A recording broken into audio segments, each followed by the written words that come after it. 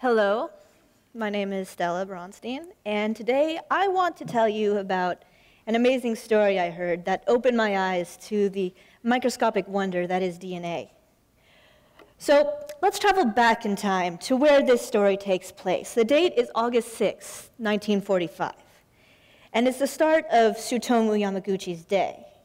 He's been working on a contract for Mitsubishi in Hiroshima for a couple months now, and is scheduled to return home tomorrow. So Tsutomu is on his way to work when he realizes he's forgotten his incon. And an incon is basically his stamp, his seal of approval, his signature. It's important for stamping documents. So this is essential to his work. So he heads back to the boarding house and gets his incon and is about to head out again, but he's stopped by the owner of the boarding house who wants him to have tea with her. He's polite, so he stops to have tea and is waylaid there for quite some time.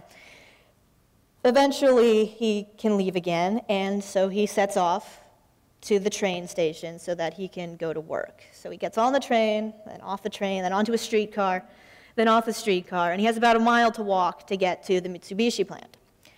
Well, he doesn't walk far when he sees a plane flying overhead. He doesn't know that this is the plane, the Enola Gay, which drops the nuclear bomb on Hiroshima. He sees a speck descending from the plane, and he knows it's a bomb because Japan is at war. So he crouches on the ground, he covers his head, he blocks off his ears so that if there's a blast, he's not going to hear it. Well, he will hear it, but not as loudly. But before there's even a sound, he's bathed in this hot white light, and it's just thrown backwards into this field that's next to him, and he gets knocked unconscious. Well, let's rewind a little bit and talk about this bright light that washed over him. This light is filled with gamma rays, which are like really intense X-rays, and these X-rays, or gamma rays, just penetrate his skin, they go straight into his cells, and they go after the DNA. Now, DNA is a very thirsty molecule. It's surrounded by H2O molecules, and these gamma rays hit these water molecules with such force that they knock electrons off of them. Now, this is not a good thing. These water molecules become super radioactive. They become what we call free radicals, and they are searching for electrons since they now are missing one.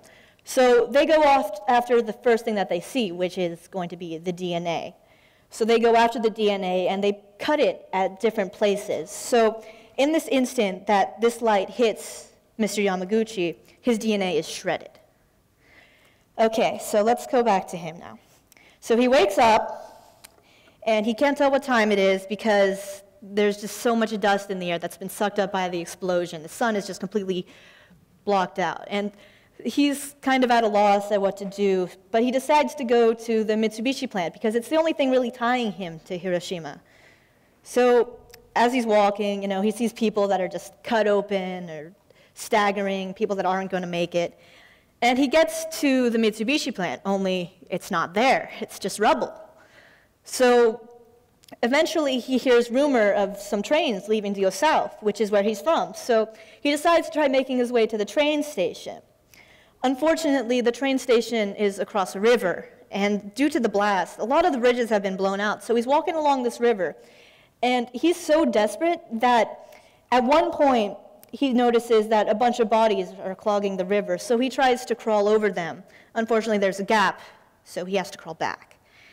So he continues down the side of the river, and he eventually finds a railroad trestle, which he is able to climb up, and like a tightrope walker, he walks across it.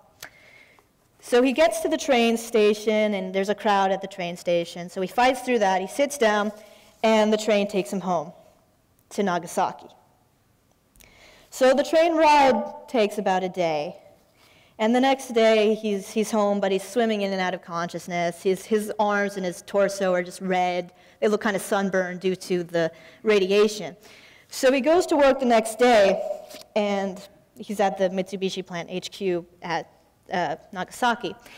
And he's telling his coworkers and his boss about this bomb that dropped on Hiroshima. And his boss stops him and says, Yamaguchi, you're crazy. I mean, you're an engineer, calculate it. How could one bomb have that much force? And then a bomb dropped on Nagasaki. This time, the Mitsubishi plant stayed standing, and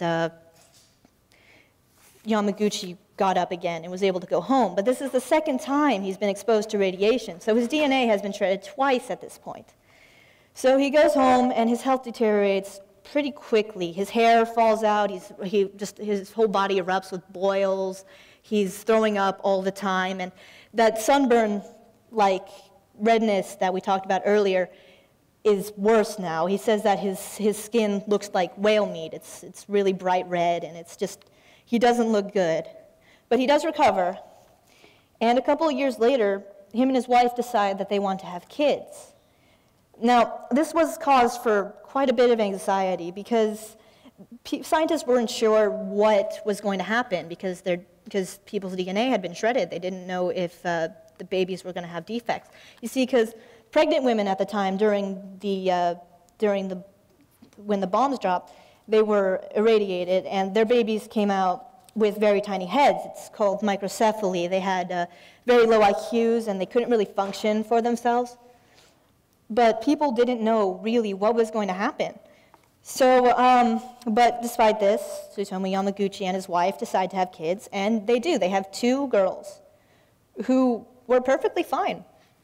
I mean, as kids, they were fine. And as teenagers, they developed some health problems. And as adults, they just had weaker immune systems than most. But, and of course, they blame this on the fact that their father was exposed to radiation twice and their mother once. So why is it that their DNA wasn't defective? I mean, you'd think that if their father's DNA was shredded, that they would be passed on faulty DNA. But this isn't the case. You see, after 4 billion years, it turns out that DNA is really good at repairing itself. DNA is what you pass on to your offspring. And there's a special gene known as the p53 gene. It's also known as the guardian genome. And this is one of the genomes responsible for repairing DNA. You see, with DNA, you have your 4 proteins. You have your A, which matches up with your T, and the C, which matches up with the G. So if you can read one side of the DNA, you know what's supposed to be on the other side. So this genome basically reads this, and if there's a problem, it calls over some handyman proteins that come and fix it. If there's a problem on both sides, then that's kind of an emergency for your cell. And the p53 gene basically instructs your cell to commit suicide because it can't afford to have that cell become cancerous, you see. Anyway, the thing that's amazing to me here is that DNA is such a fragile little double helix, yet it's amazingly resilient. Tsutomu Yamaguchi's daughters are still alive and doing well thanks to the p53 gene. Tsutomu Yamaguchi survived and continued surviving. He died less than 2 years ago, at the age of 93. I hope that by hearing this speech, it will encourage you to reflect on how much you know about genetics and how much you know about yourself, or even about the effects of atomic radiation, or about the stories of the people who were affected by atomic radiation.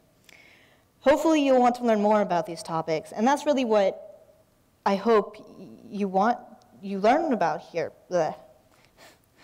So after hearing this today, tomorrow, next week, soon, go out and learn something new. Yeah.